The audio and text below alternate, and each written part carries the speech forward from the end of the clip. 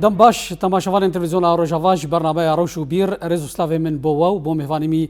رز دارجی هنا مجارا خلقا برنامه می ایرو لسر پیش خستنین نوه لسر پنگاه سوریه و باندوره لسر پرسا کردی لسر گلک تورو و علو گران امی مهوانه خورا گنگشه بکن جوان او پیش خستنین داوی لسر پنگاه سوریه و رولا ترکان پرسا سوریه ده و باندوره لسر پرسا کردی و گلک آلوگر و تورندن اما مهوان خورا گنگشه بکن شخوا مهوان مجی ماموستا لیکولینر لیکولینر سیاسی ماموستا شیرزاد یزیدی جهری ما کردستان باجار سلیمانیه بمر دریاسکای پیرا ماموستا شیرزاد تو خیراتی سرچاوا از گلکی خوشحال به براسي امشي قال لك دلخوشن ببجداريات برنامج روشو بيردا وتلفزيون روجاوادا ماموستا دسبيكي دا او بيشخصنين داوي لسر بناغها سرساحة سوري روجا ايرو او ديماني سوري تشاوا وان بيشخصنين داوي او تطورات انو ايتالي تشاوا دخوينه بله دیسا سلاورز جناب توج تماشاوانی هجاره براستی روشا سوریه روش خرابتر دبه جبرگ دستپیک شاش انجام شاش دردخل خیاب او تشتغل شامه رودا پشتی کتنا سیستم اسدی دیکتاتور گوهرتنا استبداد کی یعنی رژیمک دیکتاتور برژیمک دیکتاتور افجی تخیا کرن یعنی تشکی مره به بالکش یعنی هولو مرگیای و انجامش دستپیک خیابو او هیزا قد صلاة خزدس نهيزك ديمقراط نهيزك يعني نهيزك آلية دن قبول بك هيزك تكفيري تندرو انا شعور هناك تكتيكا دك مثلا جرافيتا الخكرن وطقم وقاتال خكرن بعد ايش يعني ناف مجيه وان هاتو بقهرتن خيابو بشتي تقريبا عم بحثا نهده مهاتكن يعني همات كاربي هم انا بافصالك اف ريجيم ابدا صلاة نكار بفي برسل جو خواستو خونو يعني او هيبيا ازاديه وديمقراطيه قلين سوريا دعوا ذكروا دو خواستن يعني اف جوهرتنا انا تشيبو جوهرتنك نا ديمقراطي جوهرتنك قال لك خلق انا براستيجي جهاي ويا جامع خلق ايدي به براسي ما تو جوهرتنجي ناديتيو اف ريجيم خرابتر جي ريجيم اسد يعني تحيا في درجه قال لك حالات يعني مثلا او حوار وطني قشفر تشكرن او تاني هفدو كوم كرن هيزن اسلام سياسي تندرو باخوان مسلمين وبجبهه النصره وحياه داعش يعني امانه رنجك جرنجات داعش تحاولين كراسك يدل خوكن لخياي داعش يعني تاني يك رنج بو يك بير بو يك فكر بو بيشتي ود او اعلانات دستوري جي عيني تشت برنجكي تك آلي اعلانك دستوري سر قياسا خود شكرن جبود صلاة اخو يعني وقت شرعيتك نروا بديني انا جي مجلس الشعب بحساب برلمانتوي عيني تشتي يعني قال لك آلي عنده نتني ولوجي يعني نتني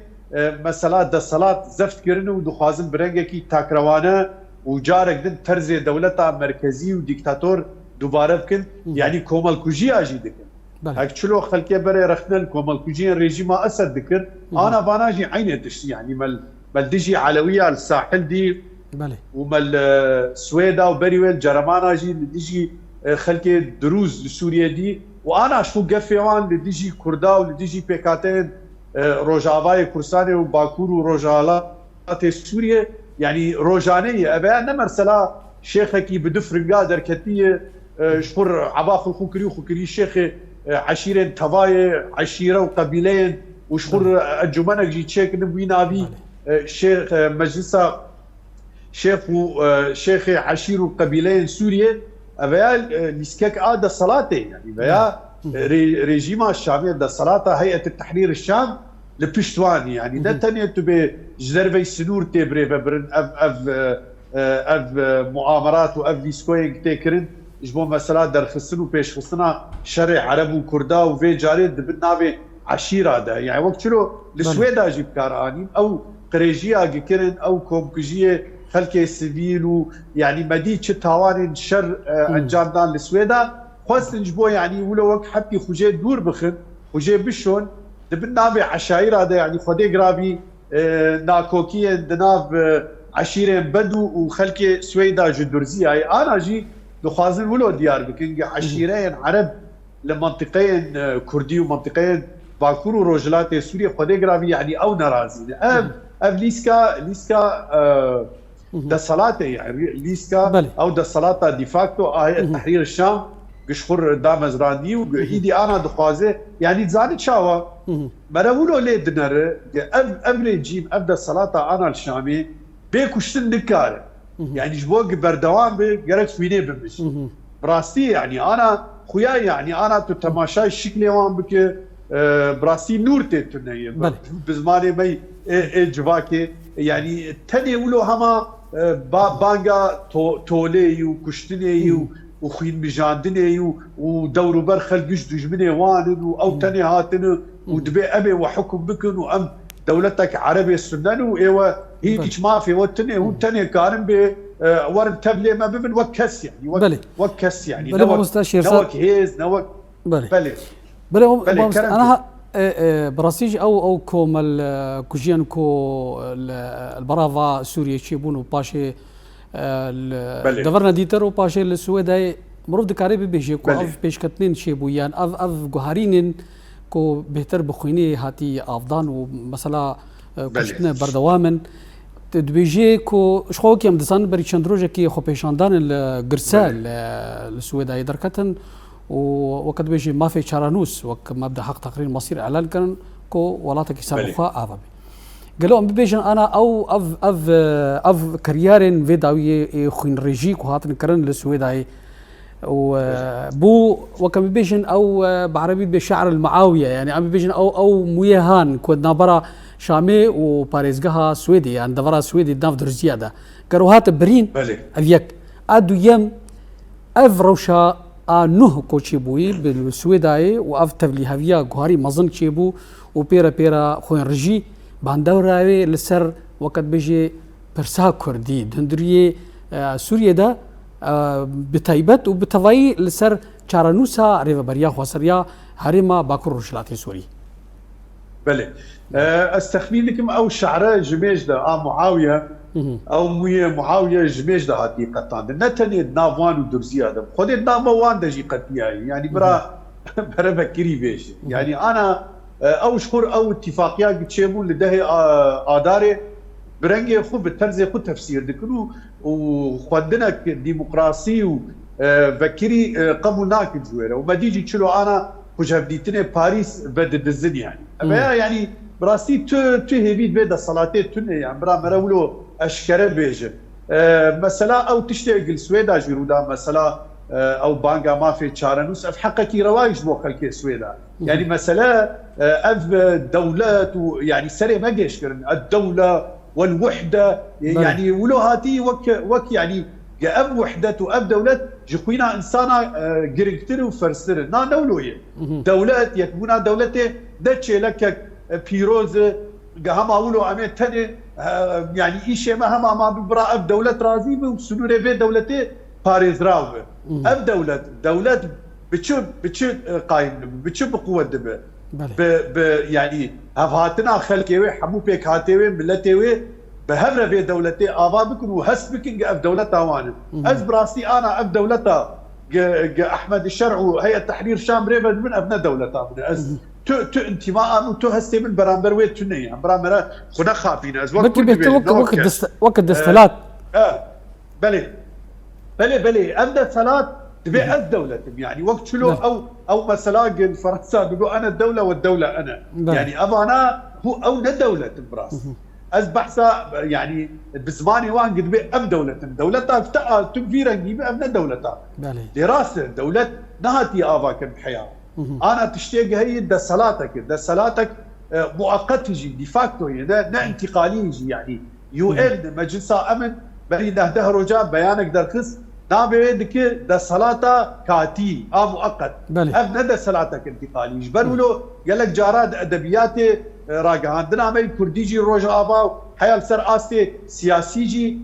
تيب كار آنين السلطة الانتقالية أف شاشتيك مزنة أف نسلطة انتقالية إما أخطاء تجربة السلطة انتقالية يعني تمام مرحلة انتقالية دست بكردي باش أما مرحلة انتقالية أز وك كرد وك إدارة وك قصد وك آلية روش آفا باكور وروجلات سوريا سيد بجدارم يعني بها خاباندنش برولو مسألة مصطلحاتها قلكي جرنجة يعني اف دا صلاة ديفاكتو كاتي نا انتقالي مرحلة انتقالي لسوريا دست بي نكري حيان جبر آلية ندن نبجدارم بيكاتين ندن نبجدارم جبر ولو او تشتغل السويدا رودا سررا يعني تشتكي قلكي نباش و تشتكي يعني سرعاسي جيهاني جي قال لك كاردانه هبون يعني برابر او كومل كوجي او كشتنا كتشيبو اللي ديجي خلق السبيل لي برنجا كي جرنجاجي خوينا وان خلق السبيل بفيرو ناتشه انا سويدا رزقار كري جوان شتانا افتشتين تحرير الشام داعش وماعش وعمشات وحمزات بتشوزان بقلبين ايدي ابو الجيش يعني جبروا له انا هبوناوان السويدا تنيو وهجر اف سياسه تيوان بردوان بمن احتمال السويدا يعني استقلالها خوجي يعني جدابك يجي سوريا وفي تايبت قاعد زانن اسرائيل ودرزين اسرائيل تكليوان هري باش نقر درزين سوريا جي هي واي نافشي بقشتي جبروا له اي بربرس ابدا صلاته او خلكه او بيكاتا دعبدك بدوري في ولاتي كمان جبروا له جي ديسا يعني ازبيجم ام وك كرجي وآلية إدارة خسر وحياة قصديجي بشتي سويدا نوك بري سويدا يقرك مرة ولوجي تماشي ويب يعني هولداني وان هبو دي ساند خسر يعني هبدي تناف كردات بكن يكثر بشتي او كومال كوجيان يكرن لآلية كردي يعني وقت ديت الوقت شخور مخرجك يا وقت نبو بلي وقت شلو بشتي مثلا كومال كوجيان ساحل دخستن لي انا بشتي تدي او كومال كوجيواني سويدا جي كانت حفتيك سردر باسبو وديسا مرسوماوي رئاسي دركت خودي غرافي لجناك تحقيق ويتشيك يعني والله هي تشكي عجيبه ازي فلكي بوكو جمو تمام ازي جوار مرسوم كدرخم ازي لجناك تحقيق تشيكم قشمرني وقت حسن الدغيم وياسر الفرحان وانا ويديني يعني براسي تشتاق انا لسوريا تشدبه قلكي بالكيش يعني النزانم دولتك ولاتك ملتك بحمو بيكاتي خو تسليمي ما بستشير ذات انا كوملك اوكي ديفيجن اف كرفدان كوتين كرن اف خاباندني كوتين كرن سرقلي سوريا والقر شخوا خدي غرافي تشتيقو بحث كان شخوا السرق هنا فرمي سوريا و ديفيجن كو او كومك هناك هوزو ايلن كوتشربون او راح البدو كوان ايريشي هفدو كرن وخدي غرافي هيزا او لكاري او بخا شوين نافشي اوكي انا افيا وقت بيجي يا سر بن شاف ديريان ناف دولتي ناف نتوي وكان بيجنا امريكا فرنسا دولتين بباندور دهاري دا روسيا قالوك جبركو اموري وان استخباراتي هنا قالوا ابخا راستي نزانن يعني بيجن تارو جائرو هين بيونديوا تكليوا دبلوماسي اقتصاد ابوري هين بردوام في الرجيم ودسلاطة سوريا دمكيرا نا جبنو تباش زانن مع دولتي ولو مزنن او حمو هيزيوان واستخباراتيوان مش ما باشتر زان وهدي لاوجي سياستيوان وبرجمانديوان هي يا قرتو دقت بك انا يعني دزقرتن واليكاريا ودعمه آليا بتايبت امريكا وفرنسا واوروبا جبو بي دسالاتي قلكي باش دبقرياي يعني بتايبت بشتي تشتغل السويدا رودا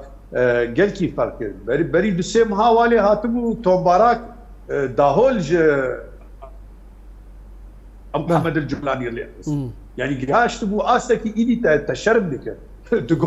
تقول احمد شرع وك جورج واشنطن بابي استقلال شاباش دانجي دي تاريخ اريري يعني براستي يشبو استكي قلقي بينرخ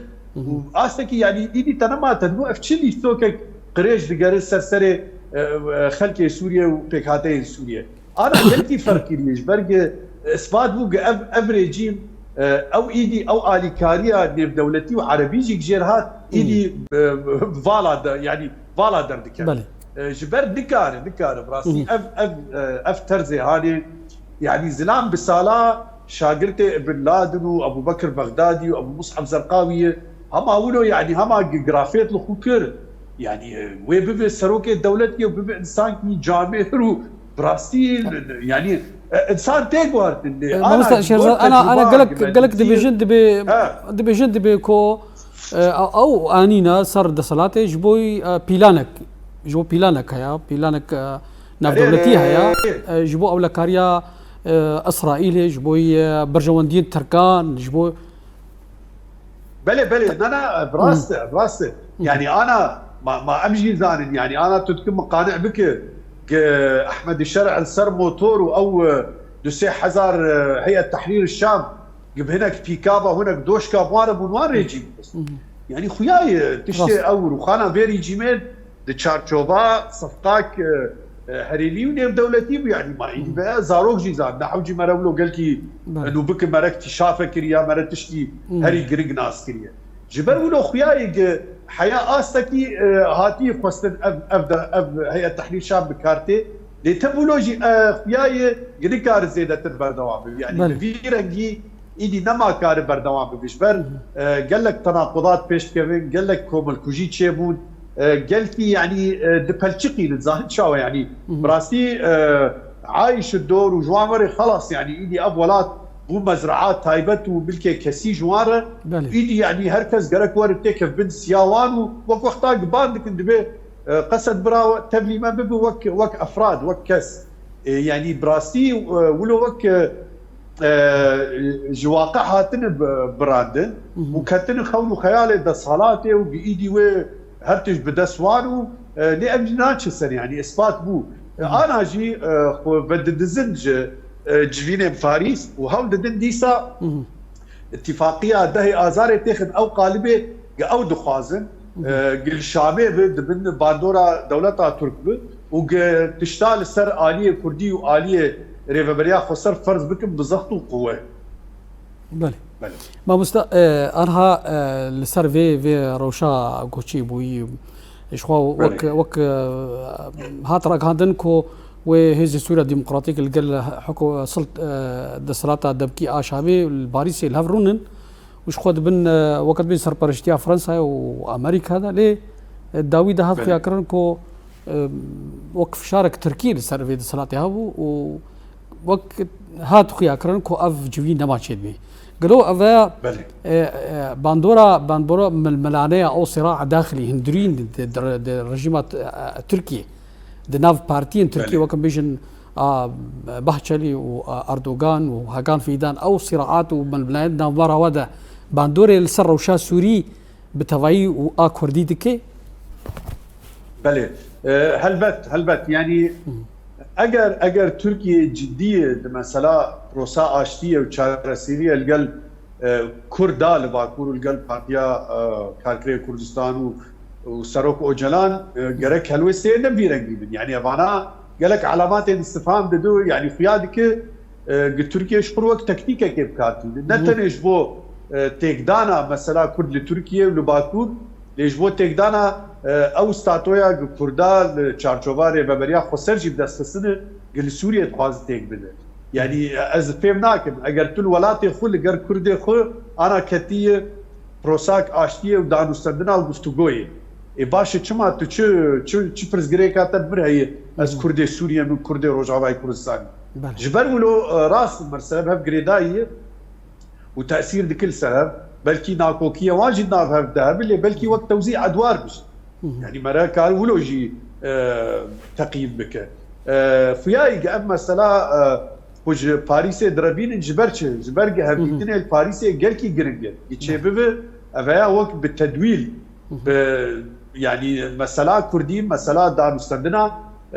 سر اسي نيف دولتي تي شوباندن وتي رعايه كردن حميس كردن جبروا له ابدس كتك قالكي جرينجل تنكار الشامي فيك الخصام وانت الخصم والحكم يعني بيرك خوكريه اسدكينو ريجيمك ديكتاتور وبرنجك الاسلام السياسي يعني شلو يجي ريجيم بريجي بريشتر بري بيتر مثلا بازار دكتور بمثلا عروبه ونتوا عرب فكره بعثيه انا بعثين يجي لتبي ولو مثلا فكره داعش وقاعده جيليزي يعني هي قريشتر بي مثلا يعني بيرو هزرك اسلامي تندرو وعنصري عربي بديجي كردا تفكريدك انجبر ولو هفديتين باريس آلية كرديجي وآلية ريفبريا خسر ناب التنازل تشير او دخوازن اف هفديتن جي باريسي وقرن شامي اف جي خويا يعني بشتي سردان وزير الدربي تركيا بو تشونا اسعد شيباني ابو عايشه الحسكاوي جبو يعني بيرامنا تشكي وجكواتيه جبو انقره يا خويا بو يكسر او اعلاني وان ام ايدي ناتش باريس هون ورد جبر ولو يعني انا امد مثلا الصراحه ايرادات هذه باك في ايرادات كيف بشكل اراده ما نايش كان ومثلا سوربون وتاكيد كردن سر جرك آلية دولي بجدار تايبت فرنسا وامريكا وبريطانيا هفديتن لباريس دسكفتك نتليج بو ما وكرد بو حمو قلي سوريا خلكي سوريا انا قش شعبي مال الآلية ريفبريا خسر وقصدية جبر ايوان هي زمان تنية تين كشتن تين شوساندن حياة عربي سنجي يعني بانا حياة سر آسي هيزن مدني هيزن ديمقراط هيزن جنا هيزن علماني هيزن يعني قلنا نلقى الأب بيرو هزري إسلامي سياسي تدرون أو جي أنا نرحتن ونبدلي وأنا أفتشتي أفدى الصلاة دك جبر ولو يعني نابه مرة بوارة تعاملي بكي قلت تمام وك أو دبيجن أم دولتنا وقريت تفلي من ناب دولة دولة أنا مرحلة فراغ دي يعني أنا ريجيمك ديكتاتور كتير بشتي دهي الصالات ديكتاتور واستبداد بريفا دبر أنا تهاتي وقت دا صلاتك ديفاكتو تاني تقصر بشار بريد تدبي أز بشار دوديار دولوي دولتنا هاتي أباكن مرحلة انتقالي دس بينا كريه مؤتمر حوار وطني دناف سوريا وبكاتين سوريا دا تشينبوي يعني زاني تشاوا براسي قرق مرولو بنرخي ام هين دخالا سوبر دا بشتي كتنا أسر يعني وقت شلو ام آنا حيشتي مها دوازادن السالة فات تو بيش كتن تنية لا تقاف تشينبونا مثلا سوري دخالاتي ولو دا ريجيمك ديكتاتور كت قرق مؤتمرك انقاذ وطني تشيبه حمو بيكاتا بجبن مسألة دستوري وان حمو بهبرة دينن مرحلات انتقالي دبن شارشوفا رعايتها دولي دجبر ولو بيان نامية رئاسي مجلس أمن دركت بري دهريا وقباش نوري ببريا خسر بيانك درخص التزام خوب بياني كر جرك مرات سربي أساسي حركة بك جرك أو قرار ديف دولتي بيستو دو بينجي وشار بي اكتيف كره يعني انا مرحله انتقاليه سوريا تنهي ده صلاتك تدروي تكفيري اسلاميه جهاديست جهاد قشر الخد جفانديه وحياه داعش جدنا وان هي يعني تنسيق وان وداعش هي مثلا جيربو جيرنا لازمه وجا كاريوان ماي خلكن سوريا خلكن دجوان كومال كوش دكنو مجازره لدجوان كارتينين وانا تنري جريل بروان ماي قف بروجي عوام تركب سوريا قيش تاخذ من باندوران باكورو روجلاتي سوريا وهذا قسدي جبل ولو اصرار عوام دبي برا قسد خبحلين وتسليم بك جبل دخازن يعني بروجي عوام تركب بفيرن بل بابسا شيرزاد انها ابي بيجن انا كو قدستلاتا دمكي شامي ابي بيجن باپندي بريارة ناف دولتي دو بينجو شار نكي ام بيجن افيك ادويم برسا دويم جي وقت هيكلي برغالا فيدراليزم يا ننافندي بشتي اف كوم كوجين كل سويد ايشيبون برينا بارافا سوريا وبي جواري وبي واقعك دري سوريا دا بلي يعني انا السويدا جاميرا لا مركزيه خوب وقت ديفاكتو كر وفاوي تثبيت ببي يعني جبر ملت ايدي دي يعني كومل كوجي تشيبو الحقيقه يعني خوي هي زوها نبويه يعني ملت دي يعني ودي فيديو يقبلها بوم براستي عين مساله داعش يعني وقت شلو الشنغالي لموصله وبري يعني الكوباني عيني عيني جروبيه عيني كسايه عيني اواني قل تيجي علويه كرن السويد اجي كرن وانا بحاضر كنت بين تجي كرداجي يعني جبر ولو مثلا نافنديجي جرك مرا زلال بكرن ايوان او تاني ولو شهر تشيروك نادر دخن وك قتيبه ادلبي نقو اختار روداو اخي بيبو اوجي على اساس يعني بحساب باصل كرده بله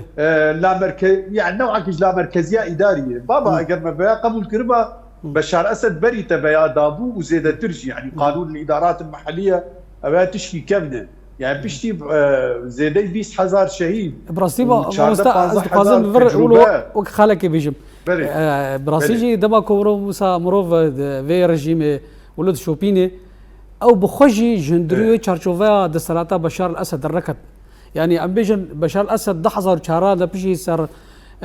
خوبيشاندو سر رابارينا قامجلو تشيبو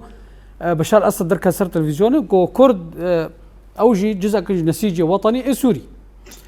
بيشتي چندي سالا و بيشتي 14 سالا شري نافقوي دندري سوري دا و بيشتي كتنافي رجيم نو ايرو جمرة دسلاتا دمكي جمرة بيجن بكرد جزء كي نسيجي سورينا نسيجي وك غوتارا بشار الاسد بشار الاسد زماني خد دحزر وبازداد بوبورا باستا مرسومك درخست كو بشك جغوليجيا شامي زانغها شامي بشكي كردي درخست وانجي وانجي تشكي زدي بشار الاسد نكر ابي كردادا بيجن كانه مرض خازي ناخذ جوي قالكي رجيم بشار دركم زاني شاوا جبر عيني يعني عيني ترزه عيني فكره عيني انا شرطشتك تشيكنو هناك بعقل دردوري ماجي دهول دير لي خصن لسانا بشكي بزماني كردي بكر نش قلت دي بلاتي ما ايدي تم مشكله ما نمانق ام ايجار اخباري استقبل وودع احمد الشرع بزماني كردي جاب بيز بلي براستي ده صلاتك اخا باندنيه ده صلاتك ديكتاتور ده صلاتك تدربي اسلاميه يعني اشكره خوياي زلاله جبر له مثلا لا مركزيته ما في كرداي كلتوري ومساله زبان اخا تشكي سرشتي وتشكي باشا هك جيب دو سوريا نهده لأن مسألة شارسر ناكر مسألة نتوي سياسية مسألة خاكو ملته أمل سر خاكا خونه بشكي كردستاني وقتا پرچبود مسألة بشتي حرب عالمية يعني بأيدي تا ديروكو جغرافيا وديموغرافيا يعني بأ خاكا ماي حردي ماي أبدأ بين أن تكون جدا بمن يا استقلال بمن ليه قرأت مراعاة فان حقيقتنا بيجرتن دبيئة آليدة أو تشتغل وثيقة جبينا يك هالوستيا كردي قام شلو تشيبو قلقي قربود في تشارشوفه ده بحثا خالك يدك التعامل مع مناطق كردي بيج الجزيرة وكوباني وعفرين يك وحدة سياسي وإداري يعني أبيات شهر السنة مثلا والله تجمر مسانا بشكي كردي بكريه جبوت دي اخبار احمد الشرع بكردي جاز بيزم سرو كولوكر ويا ازي والله ازي جورد بستانا قام شلوبك بيا اسد جي كاري بو بكره مسلاك تايبت منديك وين توي سياسي هي نتني يعني المناطق ما قالك السر استه برياردانا سياسي للشامجي ام بشدار ابلا مركزيته دولتها تعددي فيرنجي بلي مستان ها بيجن وك فرنسا غورفين فان روجين داوي براسيجي فرنسا وصا قالك السر ديمان سوري خياناك وقت بيجن مشاهد سوري ده وك تغيب شوي يعني بيجن فرنسا هاتيه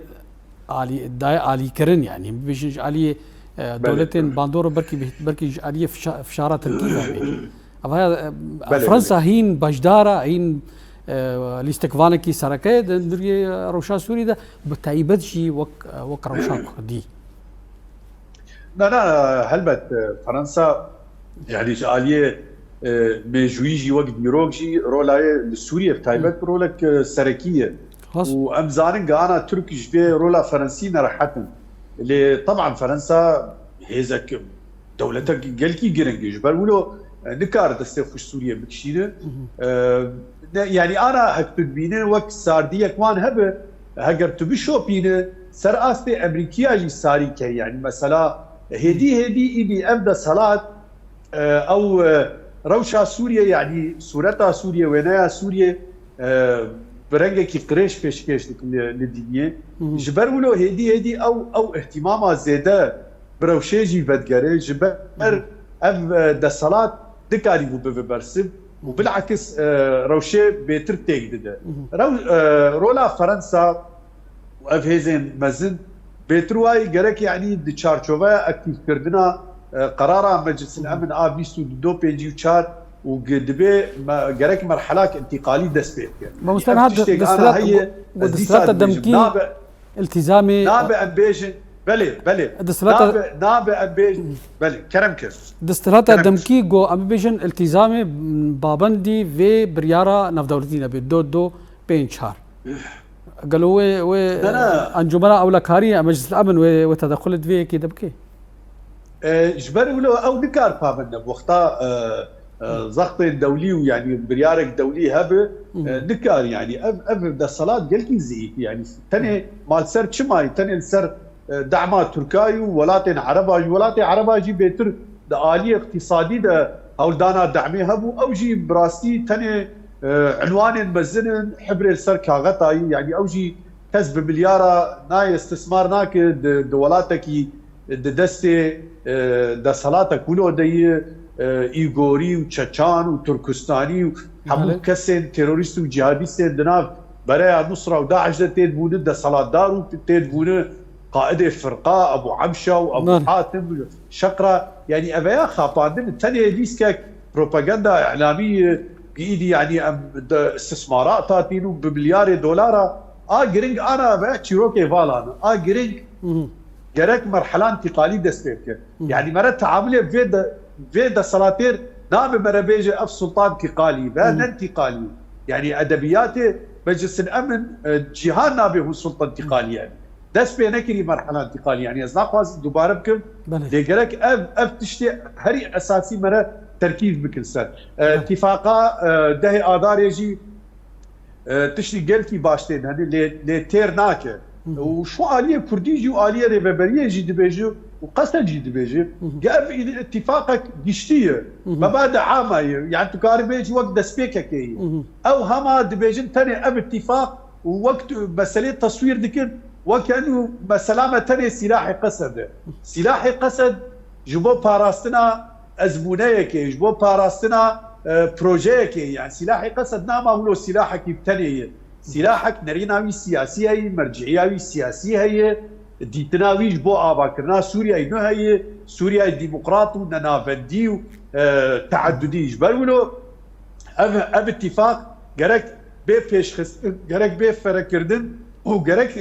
تشارچوبيا قالب عسكري دركبه يعني او تميها جر هندي قد كن بيتر تركيزه سر قصد دكن جبو يعني مسألة وتاني ولو وك مسألة أمني ديار دكن بإيدي يعني مسألة آلية حقوقي وسياسي وآبوري وجباكي وكلتو يعني ليس كوان طبعا جبر ولو اتفاقك باشنا لجرك دولمند ببه جرك بيتر سر آستي ترزي شكل دولته سوريا إنه نام سوريا مركزي به جرك نمركزي به إجا فيدرالي به حكم ذاتي به ريفابريه خسر بن هكچه به جرنگ جرنگ نب ترزي مركزي بوك او دخواز واستخمين كم يعني يعني جاليه كرديجي جنرال مظلوم عبدي جي بري دوسي حفياد از باور كم هفيبينا كم هوار بو وكالته هوار دبي استيده قال لك هفديتني جرينج بون مثلا تركيز كرج سر نقطة مثلا كردي وقال لك قضية دن هنا قش يعني شار السريع وان نتدت باتفاقية دي اب اتفاق دسبيكا كي اللي جرك فربه قال لك آلية مسألة هنا جرك مربجيج اتفاق فرتر ومستر يعني اب اتفاق قال لك خالتي هنا جرك زلال تربه مثلا قد به المجتمع الكردي مكون اصيل وتضمن الدولة حقوقه في المواطنة وحقوقه الدستورية. اف دستوريك بي اباكرين جرك امشي تيد بجدار من جرك حمو بيك كانت بجدار يعني شبولو بيفين قشتي او دخازن شخور بكاربين وقت شلو او دبين امشي اليه مجي طبعا درينا ما هي بروجا ما هي يعني الشركي دورو دريج هي مثلا نها ما ولو راحته وجبر ولو تمي جرك مره تعامل مار بك وقت دو طرفه سر بسر ناب او يعني او از دولتهم وتور والله آلية كي يعني فصيلة كي عسكرية دور التبليغ بدر جبر ولو ج باريس خوفر دزن او بزختين تركا دخوازن ديسا او هفديتنين بانجام يعني براسي هفديتنين بوارا للشامية تو انجام هاي تني هك تور سر واقع يعني بركي افسدمك جيجي كو دسلاتا دمكي اشامي كو وقت بيجي الريل بيشيا شاندا كردي شاندا كرديش بو چارا ساكنا برسا كردي تارو جايرو الري ندايا وقت بيجي مجال ندايا كو بوار بلي افجي نشانه چیه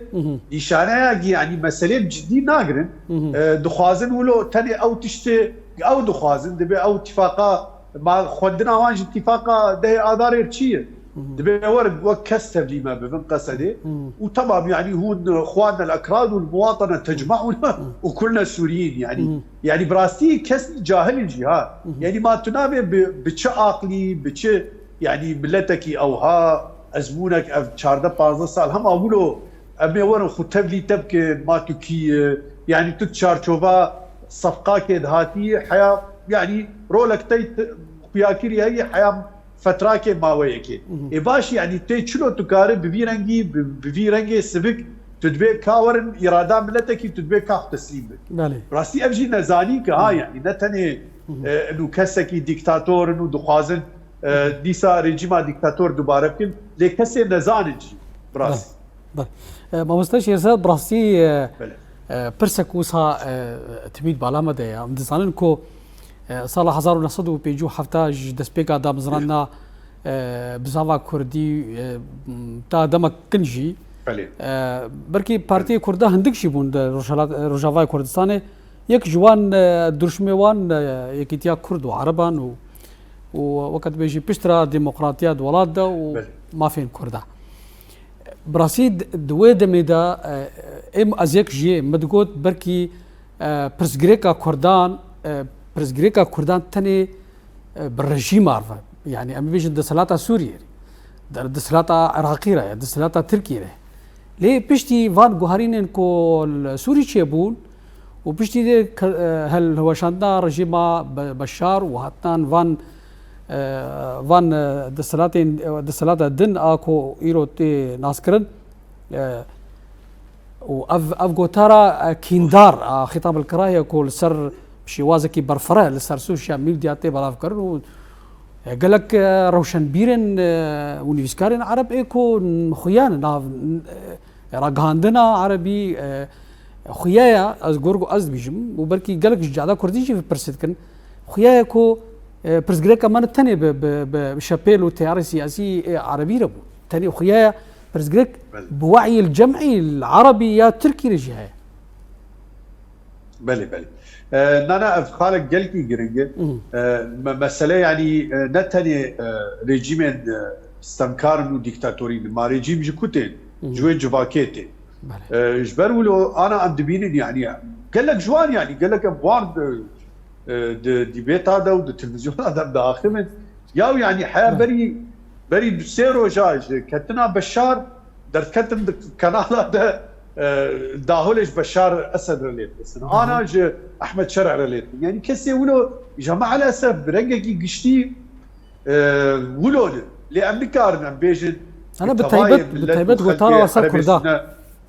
بلي امريكا بيجن قبانات تمثيلها حمو جباكا عربي سنه لسوريا لهلبت راست بشكي مزيجي نافاندا هي يعني ولو يفيرنجي فكر دكن لتشكي ديجي هي هزن ديمقراطي هزه مدني هزه جنجا هن اللي ضعيف بامكان بتدبير تبحثا ولاتك تشلبنجي سال رژیما دیکتاتور ایدی سیاست نهیشتی جیان تونه بو جیانا سیاسی آزادی دموکراسی تاني خلق كمال ناني قد حيري جبر ولو هلبت دفان هلو مرجاده سايا جيجين ديكتاتور وسيستمين ديكتاتور خلق ايدي يعني آسته هوشياري اوانجي باش دبنگره ايدي خوب خبروش که مسألة يعني ريزا ما هي ما ملتي مجي هري زور خلق مسلمان ودو سننجي للي جمعان ويجا خوب خبروش که اسلام سياسي ودين وآخرته فقيرة دجيانا خودت تجيان نمايه اجا خوب مثلا يقولوا تشبه براستي هو يعني بتشناكتي جريد دن جبر او زخطه قلت سروانتي كاراني ايدي يعني مثلا فكر كردن وبير كردن برنجكي تندرست وراست وفكري نامي دل جمان من خلقني قرتي خلقني باشكفتي خلقني يعني وكرة فعل اجا خراب تردب يعني سر آستي خو تشبيه دكم بوان ديكتاتوراني جوانجيان في آستي يعني انا تدبيني قال لك جوان دبي ريجيمي اسد بري ولو بسري ما انيه تدبيني اوجي انا بسري خلقي دين ولوتين الوقت شلو للساحل للسويدا انا البر كردا يعني براستي فرزغريكك هي يعني مثلا نتني ريجيمن دجواكي جي اف بيرو هزري اسلاما تندرو بلا بويه لفا ناي معناه وايق مريجر استسلامكم مريبه تمام يعني اف خلقي عربي السنه سوريا قش ببيرنجي نا هذا دنجي انا جبروا له جرك مرات تكليه خب هذا ديمقراط وهذا علماني هذا مدني هذا جنا نافي جباكيج قوت بكش بو مرا كاربه ببرسم الهمبر اف هذا تاريخ وتكفيري انا خفرس كريه وهدي اف يعني انا فيديو اد بينم مساله سرد اسي دبستانا سر اسي پروردا زاروكا الوان منطقانا يدي دسبي كردن وقت منهاجن بيرو هزرا اسلاما تندرو دناف زاروكا ددچينن وافجي خطريه هري مزن اف بله موسى شيرزاد براسي ما تخستم دمي بتر بهتر بينن ليبرا دمي